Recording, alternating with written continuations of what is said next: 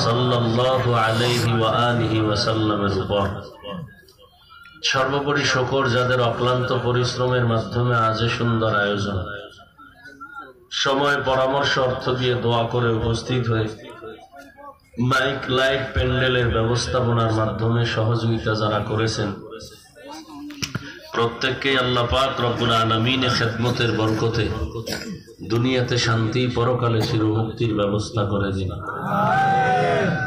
এই ইকো দিও না ভাই, যেভাবে ছিল ঠিক ছিল। মোরাও কার্ডের দইয়া ভলিউম বাড়াও, বক্সের ভলিউম বাড়াও।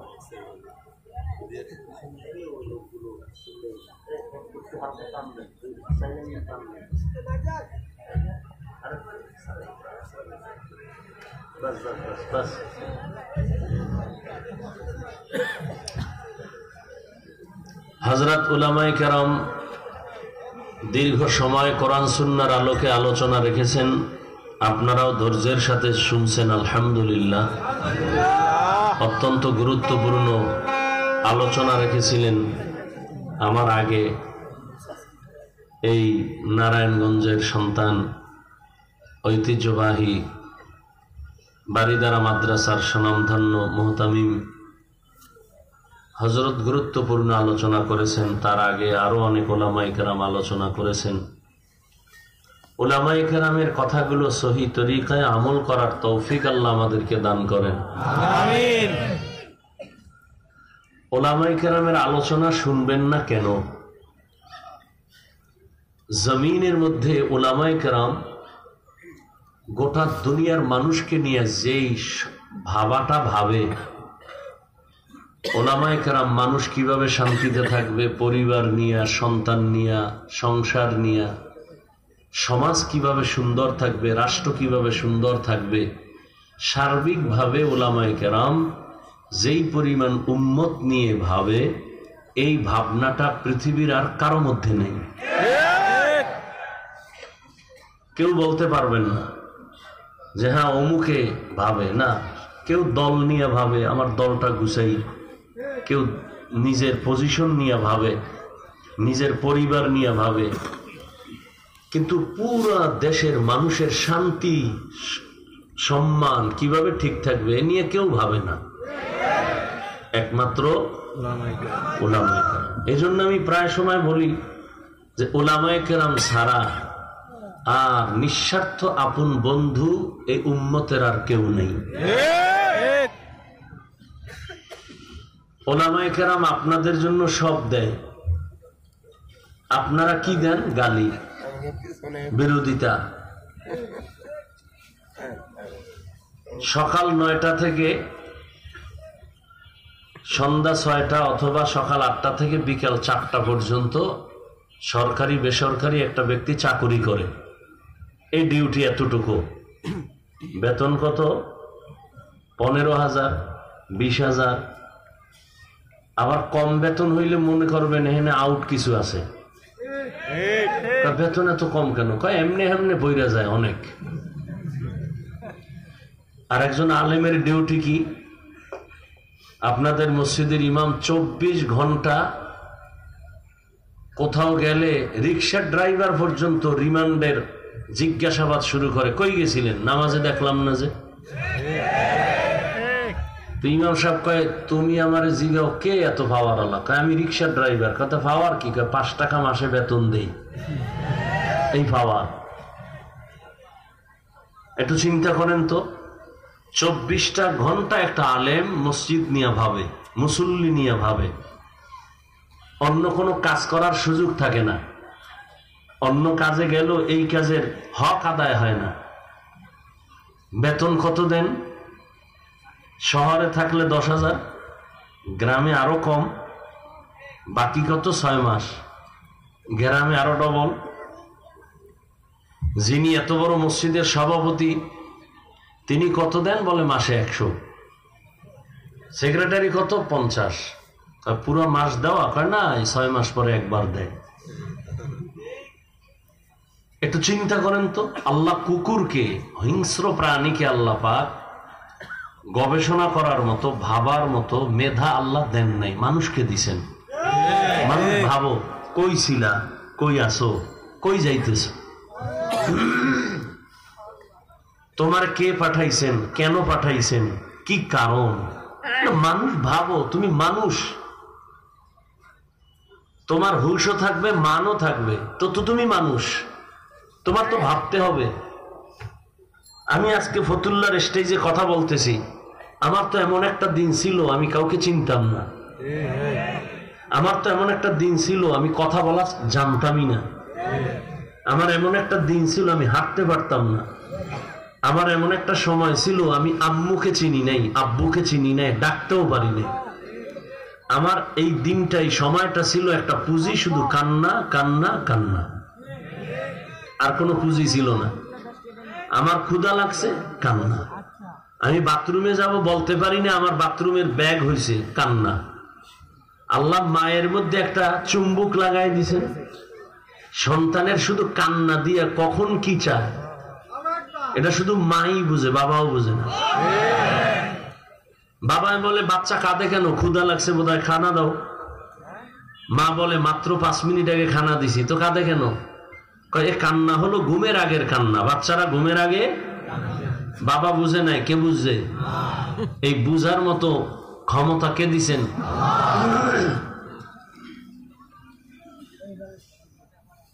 দুনিয়াতে যা কিছু আছে এগুলো সব কিছু আল্লাহ দিছেন কেন? সূর্য, চন্দ্র, গ্রহ, নক্ষত্র, গাছপালা, পানি, বাতাস, আগুন, সব কিছু দিছেন।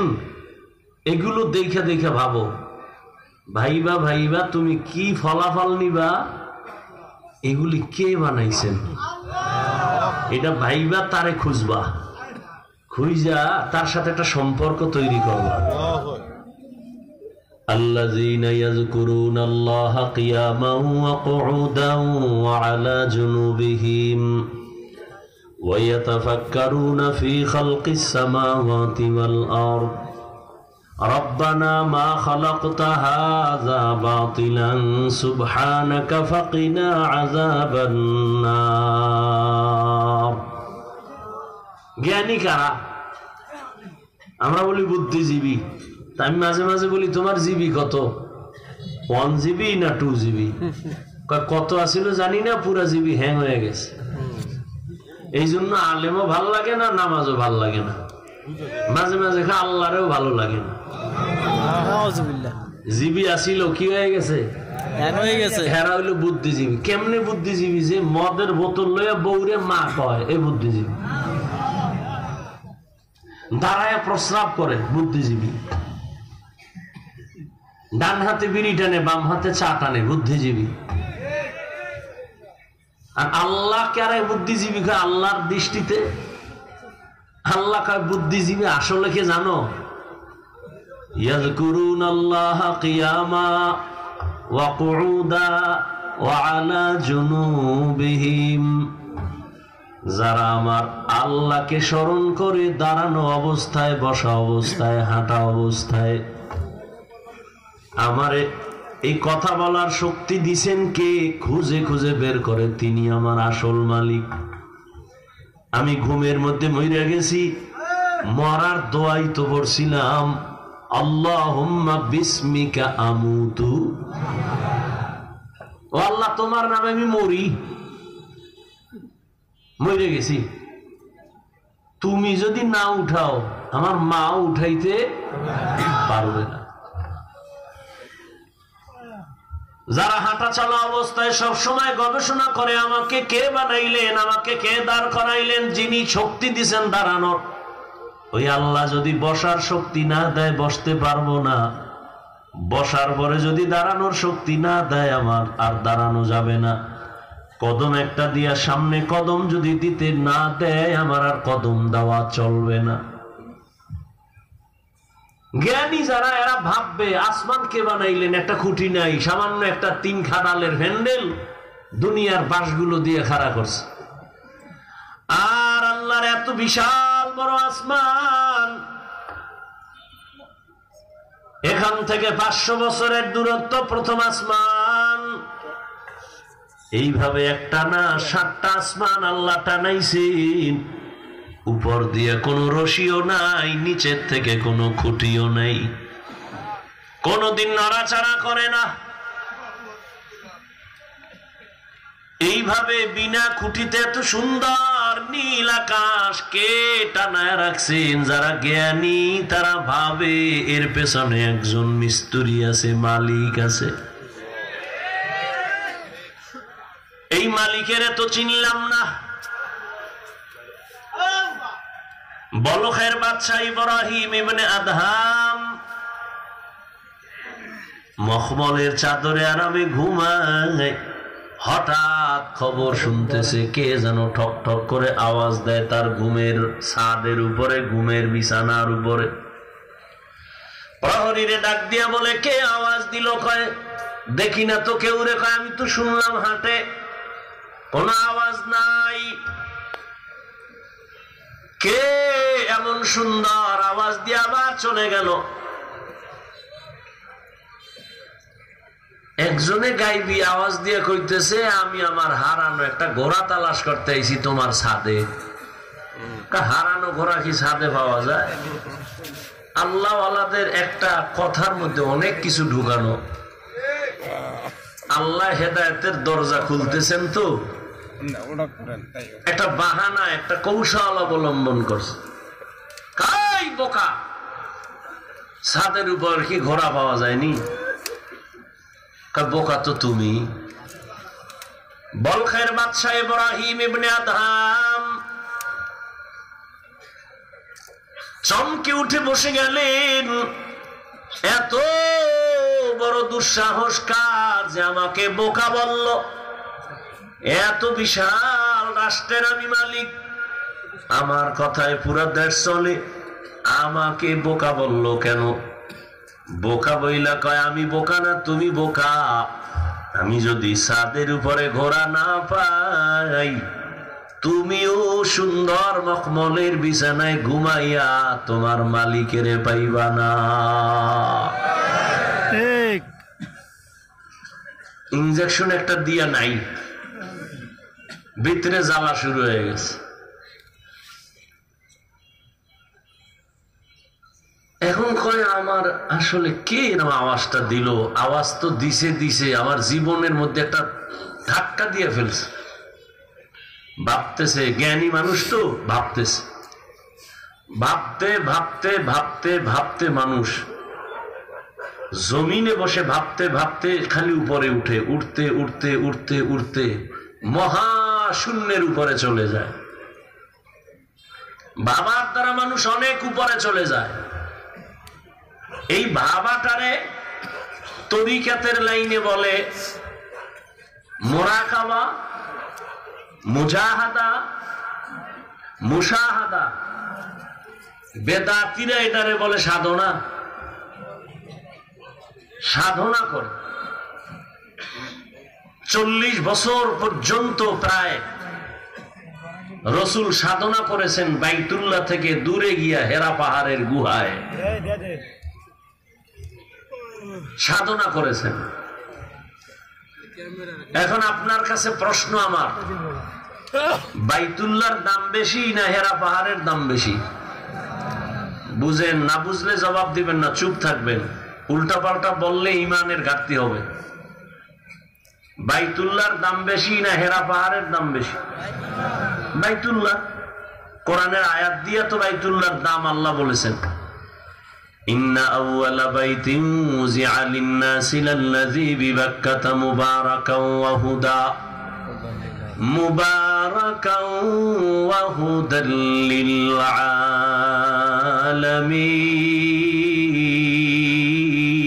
আলামিন। আল্লাহ বলেন, আমি জমিনটা বানাইয়া কোনো কিছুই বানাই না, একটা ঘর বানাইছি বাইতুল্লাহ। মক্কা নগরীর মধ্যে ঘর আমি আল্লাহ হেদায়াতের জন্য বানাইছি, ইবাদতের জন্য বানাইছি। এই ঘর হেদায়াতের ঘর, এটা এমন এক দামি ঘর যেই ঘরের দিকে শুধু তাকায় থাকবে অনবরত সওয়াব লেখা হবে। এটা এমন একটা ঘর আপনাদের ফতুল্লা এলাকায় মসজিদ গুলো কার ঘর? জমিনের সব মসজিদ গুলো আমার আল্লাহর ঘর, তবে বাইতুল্লাহর মতো একটার মর্যাদা নাই। বলে কেমন মর্যাদা? বলে বাইতুল্লাহর এরিয়ার মধ্যে কোন আশিক যদি একবার বলে লাব্বাইক, 1,00,000 বার লাব্বাইক বলার সওয়াব আল্লাহ দান করবে। বাইতুল্লাহর এরিয়ার মধ্যে বসে যদি একবার বলে আল্লাহ, 1,00,000 বার আল্লাহ বলার সওয়াব বান্দা পেয়ে যাবে। বাইতুল্লাহর এরিয়ার মধ্যে যদি একটা সেজদা করে আশিক, একটা সেজদার বরকতে 1,00,000 সেজদার সওয়াব পেয়ে যাবে। এরকম সওয়াব আর কোন মসজিদে আছে? এই পরিমাণ নাই। মদিনার মসজিদে আছে, নববী, মসজিদে নববী। বাইতুল মাকদিসের মধ্যেও বড় সওয়াব, কিন্তু বাইতুল্লাহর সমান না। সবই তো আল্লাহর ঘর, কিন্তু বাইতুল্লাহর সমান ঘর তো সব ঘর না। ফতুল্লাহর এই মাঠে সবাই তো মানুষ, কিন্তু সবাই আল্লাহর আদালতে জ্ঞানী মানুষ না। আল্লাহর আদালতে জ্ঞানী হওয়ার জন্য মেট্রিক বিএ পাস করা লাগে না, মাওলানা মুফতি হওয়া লাগে না, পীর হওয়া লাগে না। আমার মাওলার আদালতে জ্ঞানী হওয়ার জন্য আমার মাওলারে চিনা লাগে, আমার মাওলার সাথে গভীর সম্পর্ক করা লাগবে। এরে যুবক, বয়ান তো তুমিও কম জানো না। নামাজ পড়া ফরজ, পর্দা করা ফরজ, মা বাবার খেদমত করা ফরজ, সবই তো জানো, করো না কেন? মিথ্যা বলা হারাম, গালি দেওয়া হারাম, গীবত করা হারাম, নামাজ ছাড়া হারাম, বেপরদায় চলা হারাম, নাচ দেখা হারাম, গান শোনাও হারাম, কাউকে হত্যা করা হারাম, চুরি করা হারাম, দুর্নীতি করা হারাম, জুলুম করা হারাম। সব এখানে এমন একটা মানুষ নেই যে জানে না। এরপরেও কেন করো না? তুমিও মুসলমান, আমিও মুসলমান। তোমার আল্লাহ আমার আল্লাহ এক, তোমার নবী আমার নবী এক, তোমার কাবা আমার কাবা এক, তোমার আমার কোরআন এক, তোমার আমার কালেমা এক, ধর্ম এক। অথচ তোমারে পাও দইরা দইরা আল্লাহর বান্দা উলামায়ে কেরামরা বুঝাইতেছেন। তাবলীগ ওয়ালাদের মেহনত, পীর সাহেবদের মেহনত, উলামায়ে কেরাম, খতিব সাহেবদের মেহনত, পাও ধরে ধরে তোমারে বুঝায়। এরপরও কেন বান্দা তুমি নামাজ পড়ো না? কেন তুমি পর্দা করো না? হালাল ভাবে চলো না? এর একটাই মাত্র কারণ, তুমি কারে সেজদা দিবা তার প্রতি তোমার মায়া এখনো হয় নাই। আর মায়া না হওয়ার কারণ, তাকে এখনো তুমি চিনো না। আমি টুপি খুলতে চাই না, লজ্জা। আর তুমি কেমন মুসলমান যে তুমি টুপি মাথায় দিতে চাও না, লজ্জা। আমি দাড়ি কাটতে চাই না, লজ্জা। তুমি কেমন মুসলমান দাড়ি রাখতে চাও না, লজ্জা। আমি মসজিদে না ঢুকলে লজ্জা পাই, তুমি মসজিদে ঢুকতে গেলে লজ্জা পাও। আমি পর্দা না করলে লজ্জা পাই, তুমি পর্দা করতে গেলে লজ্জা পাও। ওরে আমিও তো তোমার মতো একটা মানুষ, আমি তো তোমার মতো রাত কাটাই, দিন কাটাই, 3 বেলা খাই। ও আল্লাহর বান্দারা, এই জমিনের হাওয়া বাতাস সূর্যের আলোতে তুমিও বড় হয়েছো, আমিও হয়েছি। ও আল্লাহর বান্দা বলো, আল্লাহ আকল দিছে, একটু আগেও বলছি কুকুর শুয়ারের দেয় না, মানুষের দিছে। একটু বলো, তোমরা নবীর তরিকা আল্লাহরে বাদ দিয়া বলো কত উপরে উঠছো। আর আমরা যারা নবীর মোহাব্বতে আল্লাহ পাওয়ার জন্য দাড়ি রাখলাম, টুপি পরলাম, নামাজ পড়ি, পর্দা করি, হালাল খাই, বুঝাবার জন্য বলি, অহংকারী করি না রে বাবা। বলো আমরা কত নিচে নামছি। তুমি বলতে পারবা না, সেই শক্তি তোমার জবানে নাই, অন্তরে নাই। আমি বলি শুনো, কেউ কাঁদতেছে পাইয়াও সব হারাইছি, আর একদল কান্দে পাইয়াও পাই না। চেয়ারম্যানের চেয়ারের মেয়াদ শেষ। আর যারা নবীর আদর্শ নিয়ে আসিলাম, আগে যেমন আছি এখনো আছি, সামনে এমনই থাকবে, কোনো চিন্তাই নাই। চেয়ারম্যানের চেয়ারের মেয়াদ শেষ।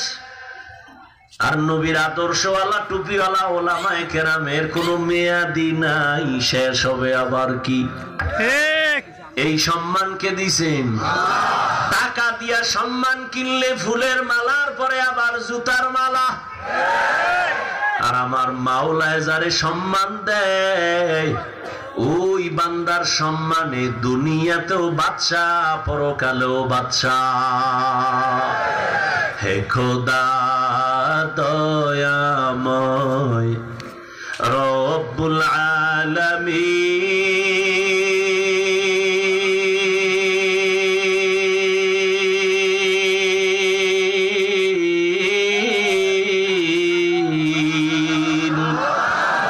জীবনে মরণে ভয় কি হবে সেই দিন।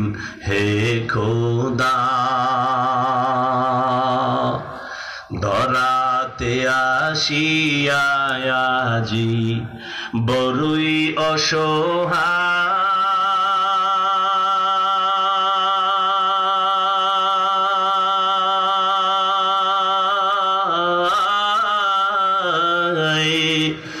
ইহকালের মায়া জালে অন্ধ যে সবাই।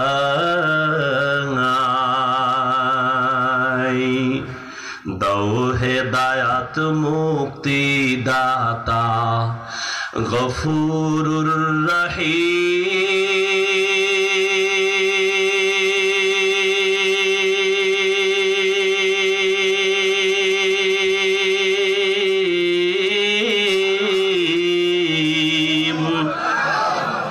জীবনে মরণে ভয় কি হবে সেই দিন। হে খোদা, হে খোদা দয়াময় রব্বুল আলামিন, জীবনে মরণে ভয় কি হবে সেই দিন। হে খোদা, এই চিন্তা করতে করতে আবু বকর জীবন কাটায় দিলেন। মরণে আমার কি উপায় হবে? পরশুদিন হাদিস দেখলাম রহমতের নবী ইস্তেনজায় ঢুকছেন। ইস্তেনজা চিনেননি? এও তো অনেকে চিনে না, বাংলায় খাওয়া লাগবো না। রহমতের নবী হাজত ছাড়তে ঢুকলেন, বাথরুমে গেলেন। নবী বাথরুম থেকে বের হইয়া দ্রুত তায়াম্মুম করতেছেন মাটি দিয়া। কি করেন? তায়াম্মুম করতেছেন রহমতের নবী। সাহাবী ডাক দিয়ে বলেন, ইয়া রাসূলুল্লাহ, ওই যে পানি দেখা যায়, পানি দেখলে তো তায়াম্মুমের আর দরকার কি? ওখানে যাইয়া ওযু করে নিবেন। রহমতের নবী বলে, রে সাহাবী, আমি যে বাথরুম থেকে বের হইছি ওই পানি পর্যন্ত যাওয়ার আমার কোনো গ্যারান্টি নাই। আমি এই জন্য তাড়াতাড়ি ওযু বানাবো, পানি পাবো, তারপরে ওযু বানাবো। ওই পর্যন্ত পৌঁছতে পারবো কিনা গ্যারান্টি নাই। এর মধ্যে না জানি আবার আজরাইল এসে হাজির হয়ে যায়। আজরাইল যদি আইসা হাজির হয়, আমার তো আর পানি পর্যন্ত যাওয়ার সুযোগ হবে না। চোখের সামনে দেখো লাশ আর লাশ। জানাজা পড়লি, লাশ কবরে দাফন করলি, আর পর নিজের লাশের চিন্তা করলি না। কত মা সন্তান হারায় কাঁদে, আমারে কে আম্মু বলে আর ডাক দিবে? মা সন্তান হারায় কাঁদে, আমি কাকে আম্মু বলে ডাক দিব? এরে আল্লাহর বান্দা, ভাই ভাই হারায় কান্না করতেছে, স্ত্রী স্বামী হারায় কাঁদে, স্বামী স্ত্রী হারায় কাঁদে। ও আল্লাহর বান্দা, এই কান্না তো তুমি কাঁদো না, তবে লেখা রাখো তোমার ঘরেও কিন্তু কান্না আসতেছে। এমন কান্না শুরু হবে আর কান্না শেষ হবে না। ও আল্লাহর বান্দারা, এত বয়ান জানো, শুনো, এরপরও কেন মানো না রে বাবা? এর একমাত্র কারণ, আমার মালিকের দরবারে যে যাওয়া লাগবে, দাঁড়ানো লাগবে, হিসাব দেওয়া লাগবে, সে চিন্তাই নাই। এই চিন্তায় যারে দইরা ফালাইছে, ওই বান্দার দিকে তাকাইলি দেখবা চোখের কোঠায় পানি। কিও ভাই, তোমার চোখে পানি কেন? বলে আমি মালিকের আদালতে কেমনে দাঁড়াইয়া জবাব দিব। রহমতের নবী আম্মা জান আয়েশার হুজরায় ঘুমায়। হঠাৎ নবী বলেন, আমি যদি ঘুমাই, আমার চোখ বন্ধ থাকলে আমার অন্তর ঘুমায় না। হঠাৎ আমি কানের মধ্যে শুনি, কে জানো আমার মাথার পার্শ্বে মসজিদে নববীতে কান্না করে রাতের গভীর। আমি উঠলাম, উঠা আমি বের হইয়া তাকায় দেখি রাতের গভীরে নামাজে দাঁড়ায়া কে কান্না করে? দুনিয়ার কোন সাধারণ কেউ না, আমার কলিজার সাহাবী, জান্নাতের 1 নাম্বার সার্টিফিকেটধারী সাহাবী আবু বকর নামাজে দাঁড়ায়া দাঁড়ায়া কান্না করতেছি। আমি নবী পেছনে অপেক্ষা করতেছিলাম। নামাজে জিজ্ঞাসা করলাম, ও আবু বকর, আপনি নামাজে দাঁড়ায় কান্না করেন কেন? আবু বকর বলেন, ইয়া রাসূলুল্লাহ, আমি আল্লাহর আদালতে কেমনে দাঁড়াবো সেই ভয়। হর কে দারত খৌফে হক দর দিল মাদাম, জান্নাতুল মাওয়া দেহাদ রামাকাম, জুজবা হকচি জে মখাজ ইনসুজা ফজলে উআ মস্তে দর জুমলা জাহা।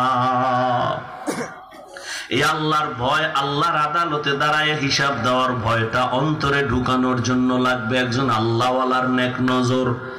এজন্য আল্লাহ বলেন, ইয়া আইয়ুহাল্লাযীনা আমানুত্তাকুল্লাহা হাক্কা তুকাতি, ও মুমিনেরা আল্লাহকে ভয় করো হক আদায় করে। ওয়ালা তামুতুন্না ইল্লা ওয়া আনতুম মুসলিমুন।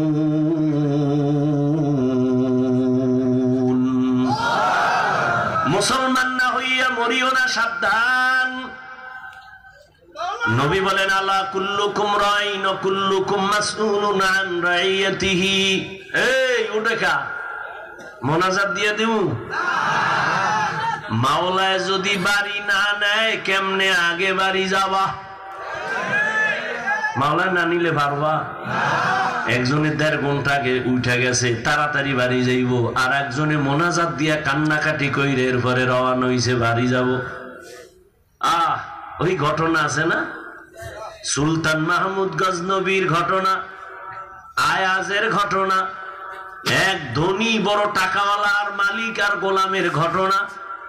মালিক আর গোলাম বাড়ি যায়, হঠাৎ মালিকের কয়, গোলাম স্যার একটু দাঁড়ান, আমার একটু জরুরত আছে।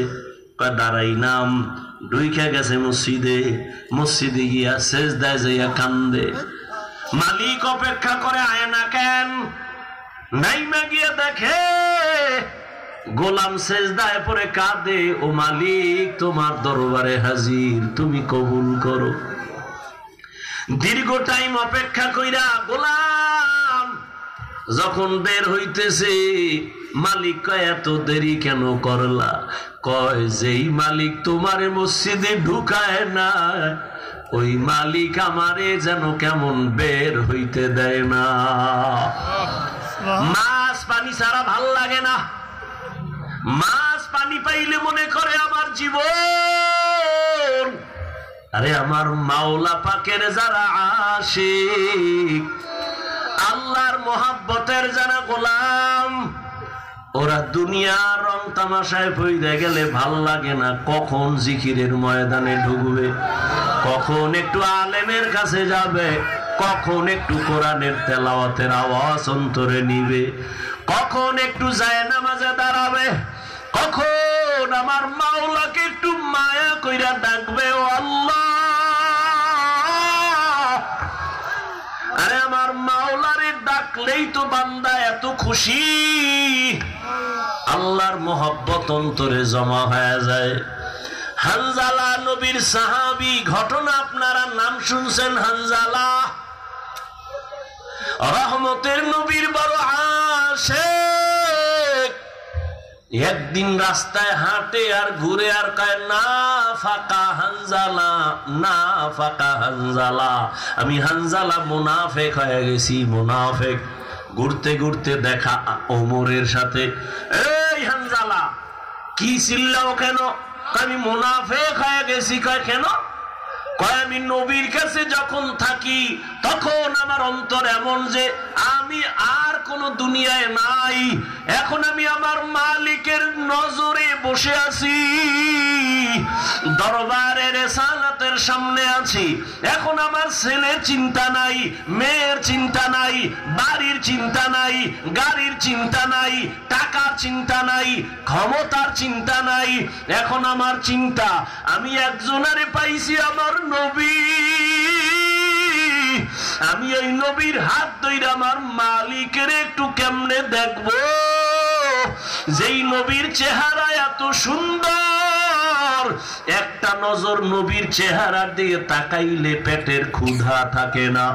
মায়ার নবী এত সুন্দর, আমার মাওলায়ের এত সুন্দর কইরা বানাইছেন, ওই মালিক আমার আল্লাহ না জানি কত সুন্দর।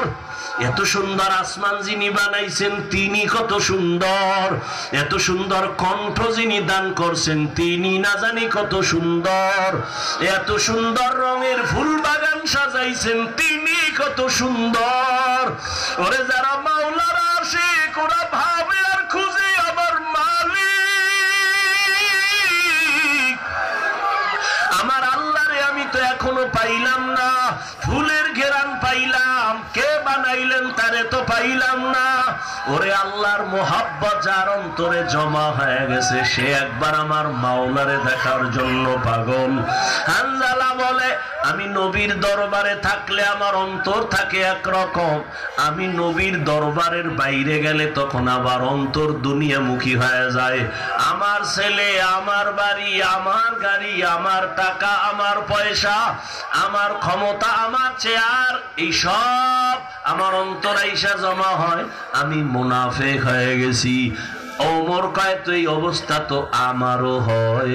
নবীর দরবারে থাকলে দুনিয়ার কোনো চিন্তা নাই, আবার যখন নবীর দরবার থেকে বাইর হইয়া যায় তখন আবার দুনিয়া আমারে পেয়ে ফেলে, দুনিয়া দুনিয়া আমাকে গ্রাস করে ফেলে, দুনিয়ার চিন্তা, ছেলের চিন্তা, মেয়ের চিন্তা আমাকে গ্রাস করে ফেলে।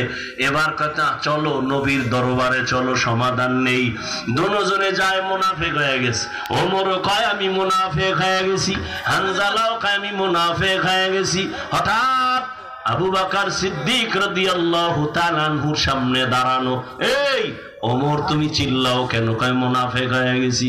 হানজালাও কয় মুনাফিক হয়ে গেছি। কারণটা কি?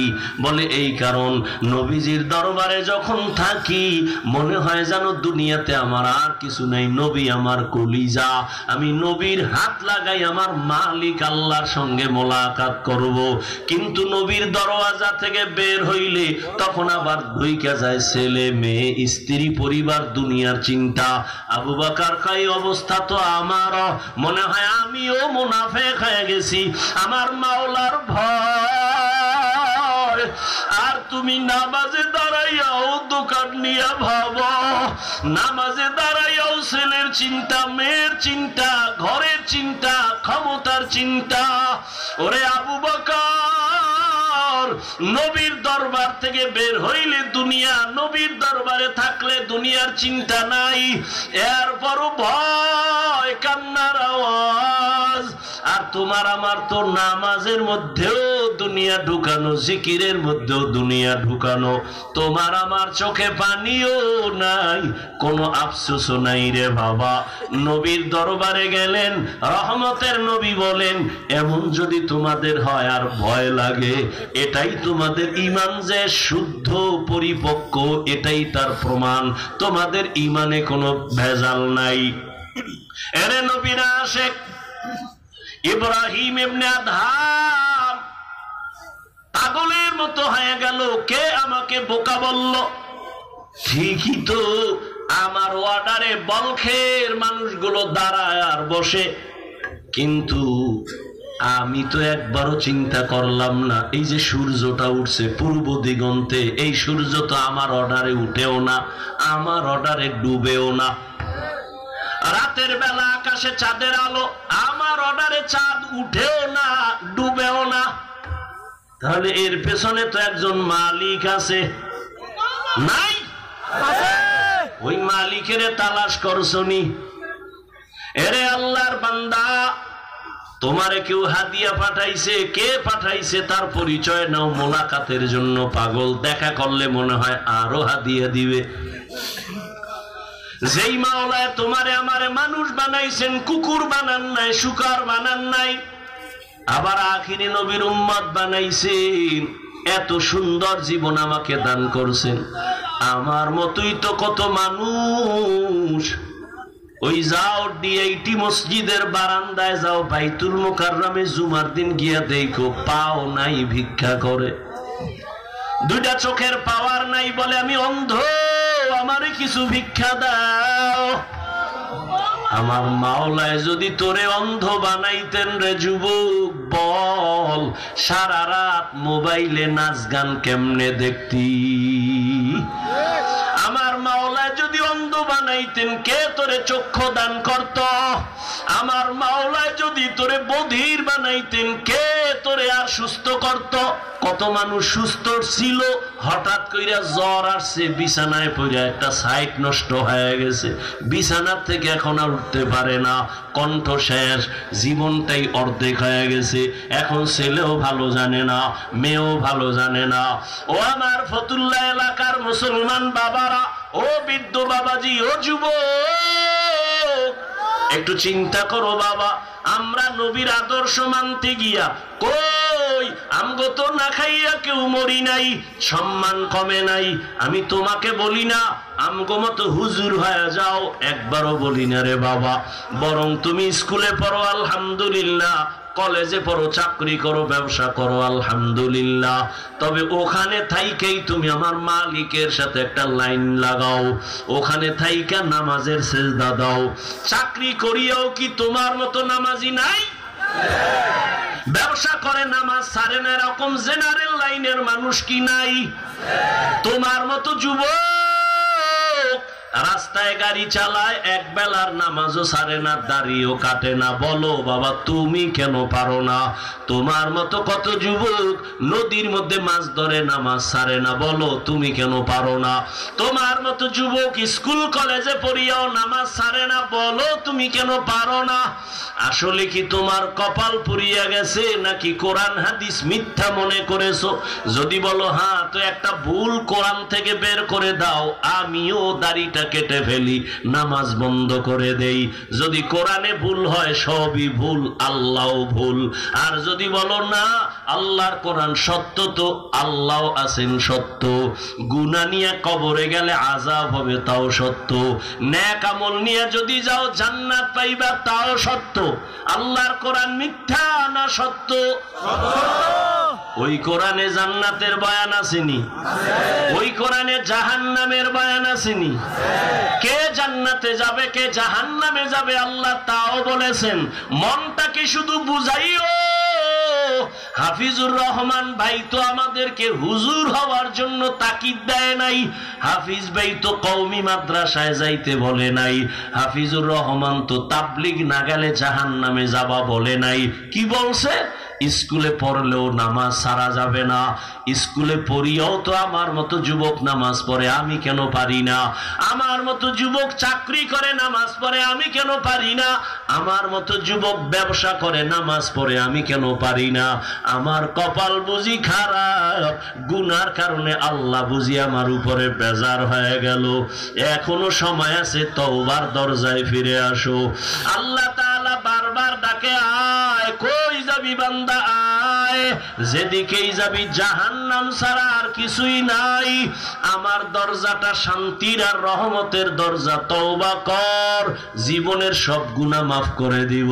5 বেলার নামাজ পড়ো, মা বাবার দোয়া নাও, বেয়াদবি করিও না, শিক্ষকের দোয়া নাও, বেয়াদবি করিও না, ওলামায়ে কেরামের পরামর্শ নিয়ে নামাজ পড়ো, দাড়ি রাখো, মা বাবার দোয়া নিয়ে চলো, চাকরি করো, ব্যবসা করো, হালাল ভাবে চলো, হারাম খাইও না, কারো হক নষ্ট করিও না, কারো উপরে জুলুম করিও না। যদি এমত অবস্থায় তুমি নেক আমল নিয়ে কবরে যাইতে পারো, তোমার কবর হবে জান্নাতের বাগান। আল্লাহ তাআলা আরামের বিছানা দিবেন ফেরেশতার মাধ্যমে ঘুমানোর জন্য। আর যদি বান্দা গুনার মজা পাইয়া গুনাহ করতে করতে করতে করতে আজরাইলের হাতে ধরা খাইয়াই যাও, আজরাইল যদি আইসা দেখে তোর কানের ভেতরে গানের তার লাগানো, তুই বিছানায় শুয়া শুয়া গানের তার কানে লাগাইয়া গান শুনতেছ, আজরাইল যদি এর মধ্যে আল্লাহ পাঠায়া দেয়, অবস্থা কেমন তোমার খারাপ হয়ে যাবে। ঈমান নাই, কালেমাও তোমার জবানে আর আসবে না। নবী বলে, একটা জ্যান্ত ছাগলের চামড়া খুললে যেমন কষ্ট পায়, একটা গুনাহগার বেনামাজির রুহটা যখন আজরাইল নেয়, সেই কষ্ট শুরু হয়ে যায়। আজরাইলকে দেখে এক হাত মাশরিকে আর এক হাত মাগরিবে, পা জমিনে মাথা আসমানে, চক্ষু দুইটা বড় বড়, এখানে দেখাই গুনাহগারের কলিজার মধ্যে কম্পন শুরু হয়ে যায়। আর যেই জাহান্নাম আল্লাহ বানাইছেন, ওই গুনাহগারেরা জাহান্নামের ছবিটা দেখায়া দেয়। ও আল্লাহর বান্দা, তুমি আমি তো মানুষের কাতারেই নাই। যারা মানুষ, ওই যে আবু বকরের কথা বলতেছিলাম, রহমতের নবী, যার কোনো গুনাহ নাই, তিনিও কান্না করতেছেন আল্লাহর আদালতের হালাতের কথা চিন্তা করিয়া। আম্মা জান আয়েশা রাদিয়াল্লাহু আনহা বলেন, নবীজিকে আমি জিজ্ঞাসা করলাম, নবী আমার রুমে বৈশা কাঁদেন কেন? নবী বলেন, ও আয়েশা, হাসরের ময়দানে আমার উম্মতের কি উপায় হবে, এই চিন্তায় আমি কান্না করতেছি। আম্মা জান বলেন, ও নবী, হাসরের মাঠটা কেমন হবে? নবী বলেন, আয়েশা, এই জমিনটা হবে কিয়ামতের মাঠ, আরাফার ময়দান হবে আল্লাহর বিচারালয়, আদালত। এই দুনিয়ায় তো বড় বড় মাস্তান তো চলে গেল, আল্লাহর কোরআনের একটা ভুল বের করতে পারে নাই, নবীর একটা কথার মিথ্যা প্রমাণ করতে পারে নাই। আল্লাহর নবী বলেন, ওই হাদিস এখনো আছে, কোরআন এখনো আছে। আম্মা জান আয়েশাকে নবী বলেন, কিয়ামতের ময়দান এমন এক অবস্থা হবে, পুরো জমিনটা সমান হবে। সূর্যটা এখন তো বিজ্ঞানীরা বলে জমিন থেকে 9,30,00,000 মাইল উপরে। কিয়ামতের ময়দানে আল্লাহ অর্ডার করবে, সূর্য নিচে নেমে আয়, তোর যত মুখ আছে নিচে কর, যত তাপ আছে তাপ জমিনে ছাড়। সূর্যের তাপে জমিনটা পুরিয়া তামা হয়ে যাবে। স্বর্ণ হবে না কেন? জমিনটা পুরিয়া রূপা হবে না কেন? পিতল হবে না কেন? মুফাসসিরিনে কেরাম বলেন, স্বর্ণ, রূপা, তামা, পিতল এগুলো হবে না। জমিনটা তামা হওয়ার কারণ, তামার ধাতুর মধ্যে একটা গুণ আছে, স্বর্ণের মধ্যে নাই, রূপার মধ্যে নাই। বলে কি? কয় স্বর্ণের এক মাথা গরম হলে ভিন্ন মাথা গরম হয় না, রূপার এক অংশ গরম হলে অন্য অংশ গরম হয় না। কিন্তু তামা এমন একটা ধাতু, এক পার্শ্বে গরম হয়ে গেলে পুরাটাই গরম হয়ে যাবে। আল্লাহ যখন বলবে, সূর্য তুই মনের মতো তাপ দিতে পারো না, আজকে সব তাপ ছাইরা দে, সূর্যের এমন তাপ শুরু হয়ে যাবে, জমিনটা তামা হয়ে যাবে। নবী কান্না করেন আর বলেন, আয়েশা, অন্যদিকে জাহান্নামের আওয়াজ, জাহান্নাম চিল্লায়া বলবে, আল্লাহ বেনামাজি কই, বেপরদাওয়ালা গুনাহগারেরা কই, আমার পেটের মধ্যে দাও, আমার পেটে বড় ক্ষুধা। আল্লাহ বলবে, জাহান্নাম একটু অপেক্ষা কর, আমি বিচারটা শেষ করে নেই, তারপরে তোর খোরাক আমি দিতেছি। নবী বলেন, জাহান্নাম থামে না। তখন আল্লাহ অর্ডার দিবেন, এই ফেরেশতারা জাহান্নামের গলার মধ্যে 70,000 শিকল লাগাইয়া বাঁধো। এক একটা শিকলের গোড়ায় 70,000 ফেরেশতা ধর, ধইরা ভালো কইরা পেছন দিকে টাইনা রাখ, ও যেন আমার আদালতের দিকে আসতে না পারে। যদি আমার আদালতের দিকে আগায়, আমি তো আর বিচার করতে পারবো না। জাহান্নামের আগুন এই মানুষগুলোকে পেটের মধ্যে নিয়ে নিবে। আল্লাহর অর্ডারে ফেরেশতারা জাহান্নামের গলায় শিকল লাগাইয়া 70,000 কইরা এক একটা শিকলের গোড়ায় জাহান্নামের ধরবে, ধইরা রাখতে পারবে না। এত চিল্লানি দিয়া বলবে, আল্লাহ বেনামাজি গুনাহগার আমার খোরাক গুলো দাও, ক্ষুধা। আল্লাহ পাক নবী বলেন, আল্লাহর ফেরেশতারা যখন ধরে রাখতে পারবে না, তখন আমি মুহাম্মদের অন্তরে বড় মায়া, আমি সাথে সাথে সিজদায় পড়ে বলবো, আল্লাহ জাহান্নামের ফিরাও, আমার উম্মত মনে হয় ধইরা ফালাইবে, ফিরাও, আমার উম্মত যেন জাহান্নামের আগুনে না যায়।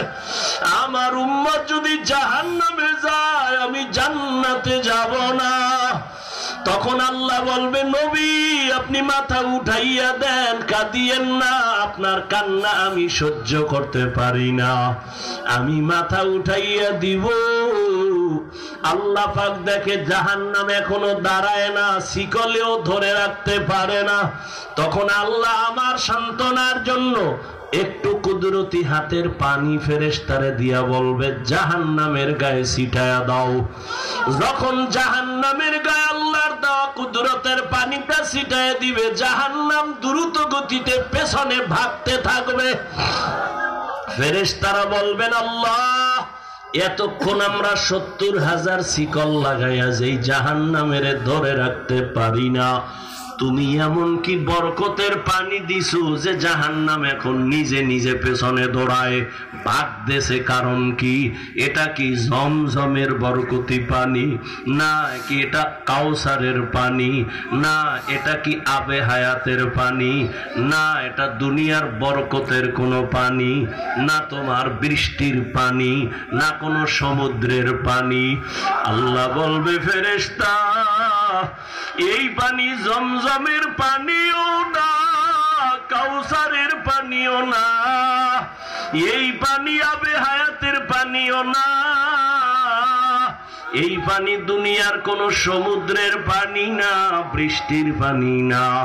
আল্লাহ বলবেন, আমার মায়ার নবীর গুনাহগার উম্মতের চোখের পানি। দুনিয়াতে আমার মায়ার নবীর উম্মতেরা গুনার কথা স্মরণ করে কাঁদত। মানুষ যখন ঘুমায় যাইতো, আমার আশিকের কান্না শুরু হয়ে যাইতো। গভীর রাতে সিজদায় পড়ে বলতো, দয়ার মালিক, আমার মতো গুনাহগার এই জমিনে আর কেউ নাই। গুনার কারণে আমার হাত না পাক, আমার চোখ না পাক, আমার জিহ্বা না পাক, আমার অন্তর না পাক। আয় আল্লাহ, তোমার দেওয়া সূর্যের আলো, পানি, বাতাস সব নেয়ামত খাইয়া তোমার নাফরমানি করেছি। আজ আমি গুনার কারণে মনে হয় আমার জাহান্নাম ছাড়া উপায় নাই। আমার গুনার খবর আমার মাও জানে না, বাবাও জানে না, ভাই বোন, স্ত্রী, পরিবারের কেউ জানে না। আমার গুনার খবর আমার মা বাবায় যদি জানতো লাথি মেরে ঘর থেকে বের করে দিত। আমার গুনার খবর যদি আমার স্ত্রী জানতো আমাকে স্বামী বইলা গ্রহণ করতো না। আমার গুনার খবর যদি আমার সন্তান জানতো কোনদিন আমাকে বাবা বলতো না। ও দয়ার মালিক যে তুমি কত দয়ার মালিক,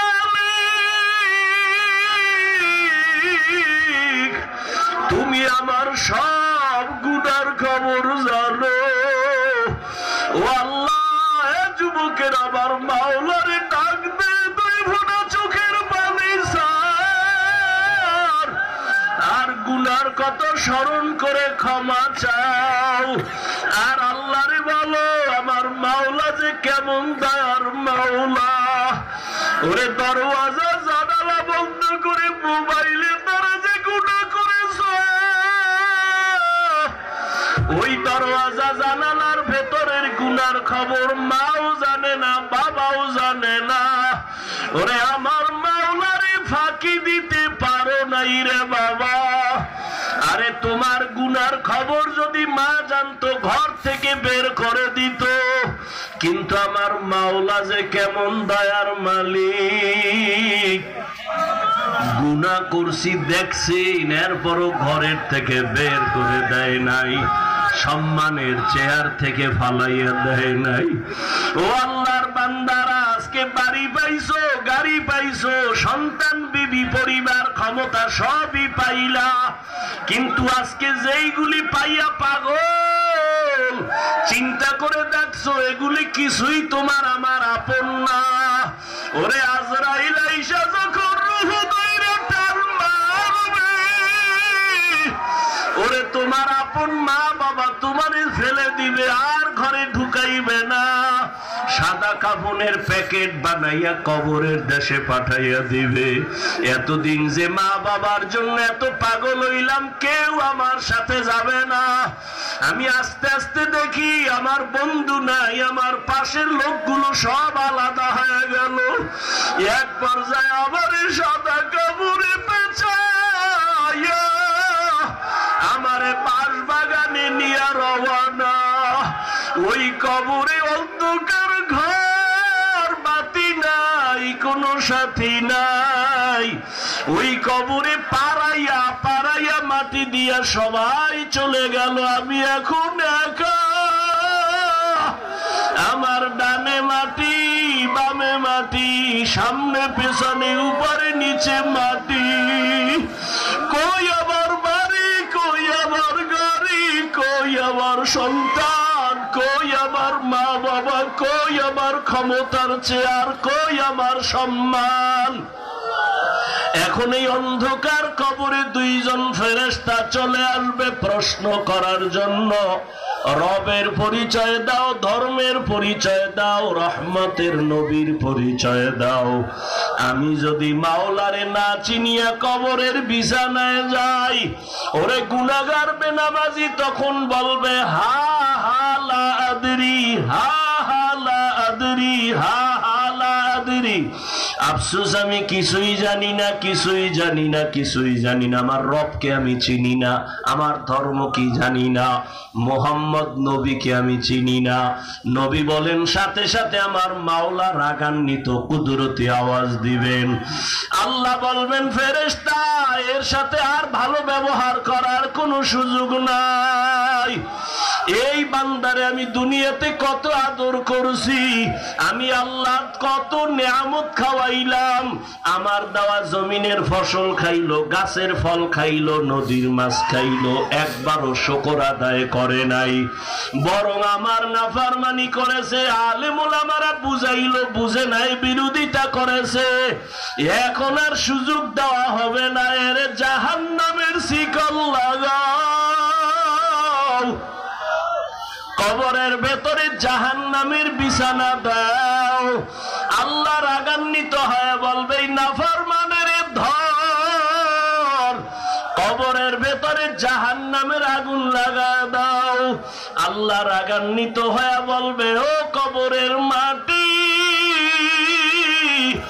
এই গুনাহগারের দুই পার্শ্ব থেকে জোরে জোরে চাপ দাও, এমন জোরে দুই পার্শ্বের মাটি চাপ দিবে সহ্য করতে পারবি নি রে যুবক। একটা মশার কামড় সইতে পারো না, বেতের বাড়ি সইতে পারো না, সূর্যের গরম সহ্য করতে পারো না, গুনাহ নিয়ে কবরে গেলে কেমনে মাটির চাপ সহ্য করবা? ওরে আল্লাহরে এখনো বন্ধু বানাও, আল্লাহর খাঁটি ওলি আল্লাহ যারা উলামায়ে কেরামদের বন্ধু বানাও। এখনো সময় আছে, তওবা করো আর আল্লাহকে বলো, মাওলা গুনাহ আর করব না, নামাজ ছাড়বো না, বেপরদায় চলবো না, দাড়ি কাটবো না। আমার মাওলার আযাব বড় কঠিন। আল্লাহ এজন্য বলেছেন মুসলমান না হইয়া মরণ বরণ করিও না। এখনো সময় আছে, তওবা করে নাও। স্কুলে পড়ো, কলেজে পড়ো, চাকরি করো, ব্যবসা করো, তওবা করো আর নামাজ ছাড়বা না, দাড়ি কাটবা না, বেপরদায় চলবা না। মা বাবার দোয়া নিয়া, উলামায়ে কেরামের দোয়া নিয়া, শিক্ষক মুরব্বীদের দোয়া নিয়া নবীর তরিকায় চলবা। আল্লাহর কাছে দুই ফোঁটা চোখের পানি ছেড়ে দাও। যদি কান্না না আসে মনে করিও গুনার কারণে দিলটা পাথর হয়ে গেছে, আল্লাহ বেজার হয়ে গেছে। এখনো সময় আছে, আল্লাহকে বলো, আল্লাহ দিলটা নরম বানায় দাও। ওরে ডানে বামে দেখো, তোমার মতো কত গোলামের চোখে পানি, তোমার আমার চোখে কেন পানি নাই? গুনার কারণে আল্লাহ বেজার। ওরে কান্নাওয়ালার কাছে হাতটা বাড়াইয়া দোয়া চাও আর বলো, কান্নাওয়ালা ভাই আমার জন্য একটু দোয়া করেন, আমার গুনার কারণে আমার কলবটা পাথরের মতো শক্ত, আমার চোখে পানি আসে না। দোয়া, কান্নাওয়ালার দোয়া ফেরত যাবে না। আল্লাহর কাছে তওবা করো, মরিয়াও গেলে আর নামাজ ছাড়বা না, গুনাহ নিয়ে কবরে যাইবা না। যদি তওবার নিয়ত হয়, দুটো হাত আমার আল্লাহকে দেখাইয়া দাও। আয় আল্লাহ, হাতগুলো কবুল করে নেন, তওবা কবুল করে নেন। আয় আল্লাহ, তওবার উপরে মজবুত হইয়া চলার তৌফিক দান করেন, আমিন। আলহামদুলিল্লাহি রাব্বিল আলামিন, ওয়াসসালাতু ওয়াসসালামু আলা সাইয়্যিদিল আমবিয়া ওয়াল মুরসালিন ওয়া আলা আলিহি ওয়া আসহাবিহি আজমাইন। ইয়া আরহামার রাহিমিন, ইয়া আরহামার রাহিমিন, ইয়া আরহামার রাহিমিন। রব্বিরহামহুমা কামা রব্বায়ানি সগীরা, রব্বিরহামহুমা কামা রব্বায়ানি সগীরা। এ জীবনে না করিলাম বন্দেগি, গুনাহ করে কাটাইলাম জিন্দেগি। তওবা করে আবার তওবা ভাঙ্গিলাম, অবশেষে খাঁটি তওবা করিলাম, অবশেষে খাঁটি তওবা করিলাম। ইয়া আল্লাহ, কুদরতের নজর দিয়ে তাকায় দেখেন, কত উলামায়ে কেরাম, কত মুরব্বী, হাজী সাহেব, কত ব্যবসায়ী, চাকরিজীবী, পর্দার আড়ালের মা বোনেরা, কলিজার যুবক, আমার ছাত্র বাবারা, ও আল্লাহ তাকায় দেখেন এই গোলামেরা কি চায়। ও আল্লাহ, সবাই জাহান্নামের আগুন থেকে ক্ষমা চায়, মুক্তি চায়। আয় আল্লাহ, শয়তানের ধোঁকায় পড়ে গুনাহ করেছি, আর গুনাহ করব না রে আল্লাহ। তওবার নিয়তে হাত তুললাম, আর নামাজ ছাড়বো না, দাড়ি কাটবো না, বেপরদায় চলবো না। মা বাবারে কষ্ট দিব না, বেয়াদবি করব না, শিক্ষক মুরব্বীদের সাথে বেয়াদবি করব না, উলামায়ে কেরামের পরামর্শ নিয়ে নবীর তরিকা মেনে চলব। আয় আল্লাহ আমাদের জীবনের তওবা কবুল করে নেন, জীবনের গুনাহ মাফ করে দেন। আয় আল্লাহ মাহফিল কবুল করে নেন, আয়োজনকারী সহযোগিতাকারীদের কবুল করে নেন। আয় আল্লাহ মাদ্রাসা কবুল করে নেন, মসজিদ কবুল করে নেন, সারা দুনিয়াবাসীকে মাফ করে দেন। আয় আল্লাহ বিদেশের ঘরে যারা ব্যবসা চাকরি করে হেফাজত করেন, মুসলমানের হেফাজত করেন, বাংলাদেশ শান্তির দেশ বানায় দেন, জালেমদের জুলুম থেকে হেফাজত করেন, হিংসা দূর করে মোহাব্বত বাড়ায়া দেন। আয় আল্লাহ মা বোনদের আবেদা বানায় দেন, পর্দা নিশি বানায় দেন, সন্তানগুলো নেককার বানায় দেন। আয় আল্লাহ যারা লেখাপড়া করে পরীক্ষার্থী কামিয়াবি দান করেন, আমার কলিজার প্রত্যেকটা যুবকের কবুল করে নেন। আয় আল্লাহ নামাজি কোরআন তেলাওয়াতকারী বানায় দেন, মোবাইলের গুনাহের থেকে হেফাজত করেন আল্লাহ। আয় আল্লাহ সারা দুনিয়াবাসীকে মাফ করে দেন, নবীজির সুন্নাতওয়ালা জিন্দেগি দান করেন, নবীজির রওজায় গিয়া সালাম দেওয়ার তৌফিক দান করেন, বাইতুল্লাহর গিলাফ ধরে লাব্বাইক বলার তৌফিক দান করেন। আয় আল্লাহ সবার ব্যবসা বাণিজ্য চাকরি ব্যবসা রুজি রোজগারে বরকত হালাল ভাবে বাড়ায় দেন, অভাব দূর করে দেন, ঋণ আদায়ের ব্যবস্থা করে দেন, চলার পথে হেফাজত করেন।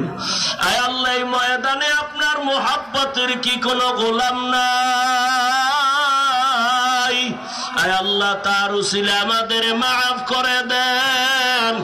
আয় আল্লাহ হেদায়েতের নূর দিয়া সিনাটা ভরপুর করে দেন আল্লাহ, ইলম ও মারিফতের নূর সিনায় দান করেন, জাকিরিন শাকিরিন সাবিরিনদের অন্তর্ভুক্ত বানায় দেন, রিয়া হাসাদ কিবির দূর করে ইখলাস ও তাকওয়া দান করেন। আয় আল্লাহ আমরা যারা হাত তুলেছি এই ময়দানে জানি না কারা ইয়াতীম, মোনাজাতের পরে অনেকে বাসায় গিয়া মা বাবা বলে ডাকবে, যার মা নাই বাবা নাই জীবনে আর মা বলে ডাক দিতে পারবে না, বাবা বলে ডাক দিতে পারবে না। ও সন্তানেরা ওই মা বাবার চেহারাটাও কি মনে পড়ে না? ওই মা বাবার জন্য কি মায়া হবে না?